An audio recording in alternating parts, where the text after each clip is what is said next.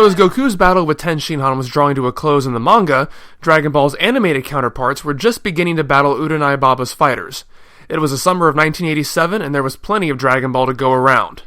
Only half a year after its theatrical debut, a second Dragon Ball movie premiered, Majin Jo no Nemuri Hime, or The Sleeping Princess in Devil's Castle. If you're even a casual Dragon Ball fan, you probably recognize the Japanese word used for devil in this case, Majin, as later being affixed to the name of the final main villain in the series, Majin Buu. However, in the case of this movie, the kanji's written to literally mean magical or demonic god, as opposed to the later character whose name is written as magical or demonic person. Just so you know. Now, in case you haven't seen my video covering the first film, The Legend of Shenlong, to quickly recap, I didn't like it all that much. There were some good moments and visuals, but ultimately it suffered greatly from trying to accomplish far too much in far too little time, so that it felt like a rushed, underdeveloped mess. Maybe someone on staff of this movie jumped into a time-traveling DeLorean and watched my video because when he came back to 1987, he seemed to have taken all of my notes to heart and made a much better movie this time. In fact, the second Dragon Ball movie is unique in that it's the only movie adaptation that isn't condensing a large part of the story.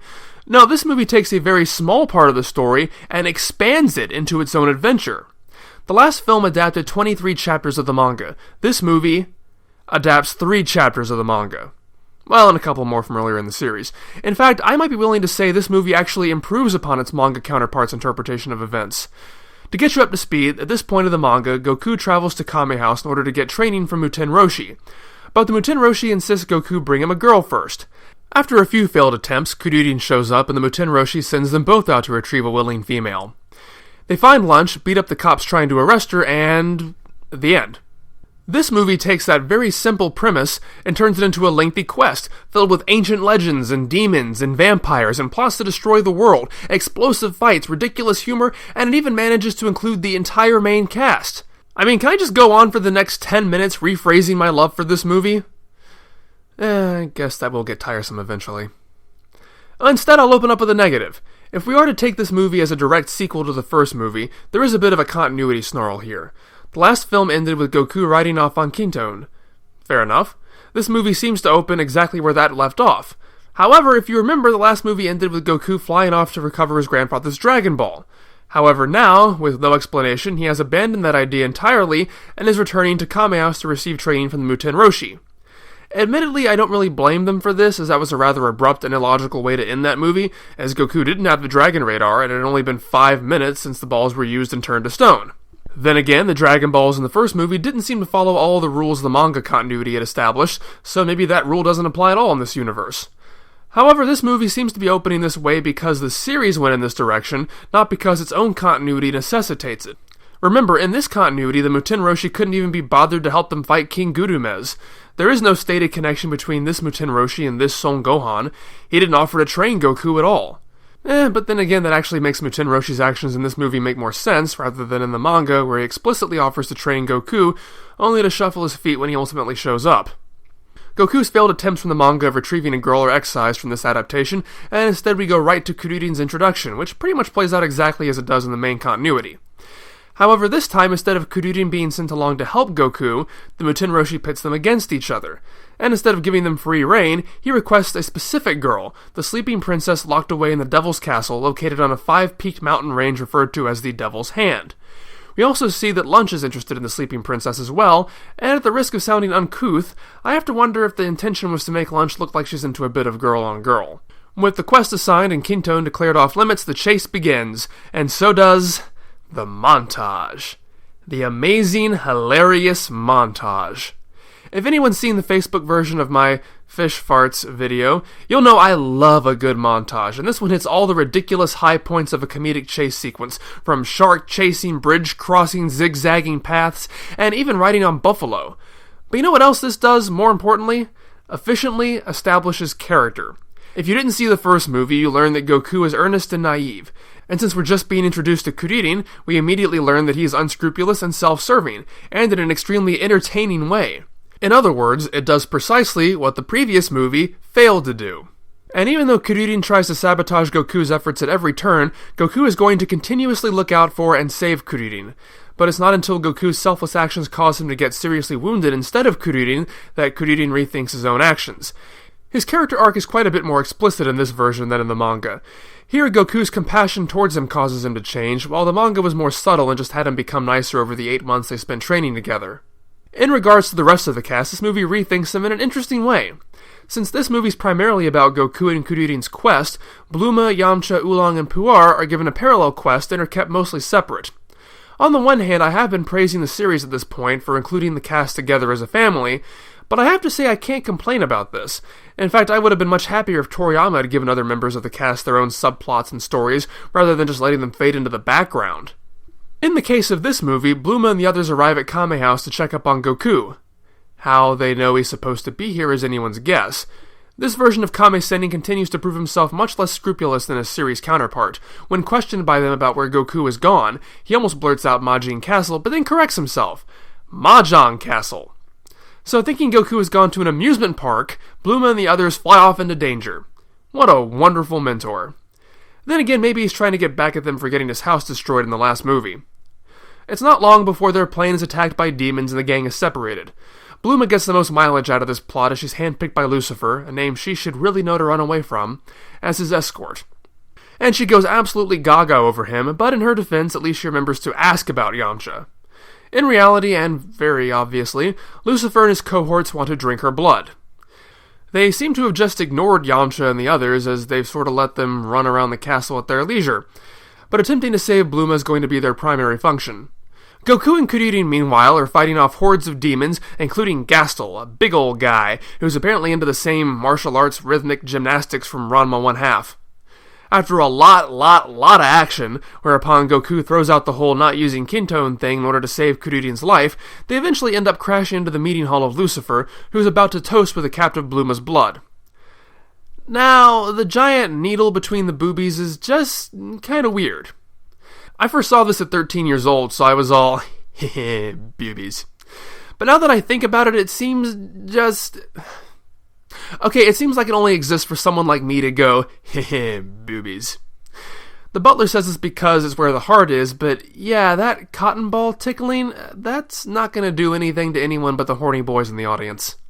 Oolong and Puar use their shape-shifting abilities to present themselves and Yamcha as fellow demons, but their cover is blown almost as soon as Goku and Kuririn land in the bed of the sleeping princess, who turns out to be a what? A large gemstone the villains plan to use after it's been awakened by full moonlight to power a giant laser to blow up the sun the next morning. Wow! It sure is convenient that Muten Roshi just happened to send them on this quest on this very day. However, lunch arrives at that moment and it becomes clear why she seeks the sleeping princess. But lunch really only exists in this movie to provide the girl for Muten Roshi, so a moment after she captures the gem, she sneezes and crashes her monocycle. Goku retrieves the princess, but surrenders it when Lucifer threatens to kill Kuririn. However, the monsters knock Goku out anyway and encase everyone but Bluma in a wall, which I have to admit is a lot more terrifying to me than Pilaf's room, but that's just because I can't stand the thought of not being able to move. But yes, I compare this to Pilaf's room because this is the one section of the movie that borrows from the first arc of the series. The first movie covered all the major elements of the first arc except for Goku's Great Ape Transformation, so it's thrown into this movie. I like the way the action is handled, and at least the fact that there's a full moon that night has already been established as necessary for the plot, rather than just for the sake of the transformation. But the transformation feels really random here because it just kinda happens. It just kinda happens in the series too, and not really explained at all, but it's preceded by Goku setting up the idea by talking about a giant monster that comes out of the full moon. Here he just looks up and it happens, and that's it, and no one even really talks about it afterwards. I think the powers that be were expecting the audience to know this and just go, oh yeah, Goku does that. But they seem to forget that this is presented as a standalone story, so it just feels like a box on a checklist that needed to be ticked off. And I know I do my best not to pick on the dub, but the way they handled this sort of corroborates my theory. When they dubbed the movie, Funimation totally rewrote this scene to make it sound as if this had happened before, and that this movie was more of a sequel to the events of the series, rather than its own standalone movie. So, just like in the story, Goku's transformation frees his friends from their prison but causes him to attack them as well. In this version of events, Kuririn had noticed Goku loses power when a tiny demon bit his tail, so he tells Yamcha about this. They both jump onto the tail, and Yamcha tells Puar to cut off the tail as a giant pair of scissors. After this, the gang regroups and prepares to put a stop to Lucifer's plans. The fights earlier were longer than this. In fact, this happens maybe a bit too quickly, but it's still very satisfying, and all the fighters have good roles. Yamcha gets to take out the butler quite easily. Yes, Yamcha is actually allowed to beat someone up. Yay! And Kuririn, showing the culmination of his character arc, saves Goku's life. And since this is a movie, the day is saved by Goku breaking out the massive movie Kamehameha he used last time, knocking the laser into the ground and pointing it right at Lucifer's face. And in a snapshot, we see that all their mucking about has caused the Devil's hand to lose a few fingers, so that it's now slightly less intimidating. With the stone destroyed, Goku and Kuririn think they failed their mission, but the Muten Roshi is totally convinced that Lunch is a sleeping princess. Cue a sneezing Lunch violence joke, and we're out. The second Dragon Ball movie isn't perfect. It probably could have been better had it been a bit longer and the villains and their planet had time to be fleshed out a little more. But then again, I assume the reason such stock horror villains were chosen were because their motives could be established without the need for much exposition. Lucifer's a vampire. Vampires drink blood. They don't like sunlight. They're often presented as sexually appealing. Everyone knows this, so we don't need to get bogged down with explanations. The devil, no pun intended, is in the details, and this movie presents some wonderfully eerie aesthetics. Off the top of my head, I think this is the only time that Dragon Ball goes for a classic horror story. Uranai Baba had the characters, but that was about it. But it's not played entirely straight in that regard. The demons are armed with machine guns, the vampires wear sunglasses, and they have computer screens to monitor their laser, although even that has a distinctly old-world feel. This movie also has some of the best, funniest gags and character moments of any Dragon Ball story. I've already mentioned the awesome montage moments, but there's also the old movie Bluma wakes up to where the monster stalking the butler ends up being scared by his face. I love the moment when Oolong's transformation is worn off without him knowing, and I love Puar's eye-popping reaction to it that causes him to drop his own transformation. Bluma keeps finding herself more preoccupied with the lack of swimming at the beach than any practical concerns of the sun being destroyed. And then there's the running gag of Kuririn falling into the pool with the giant jaws of death. He falls in, Goku saves him at the last second, plops him on Kintone, and then he falls again. The timing is just hilarious, and the fact that that joke is ultimately used to kill Gastel makes it even better.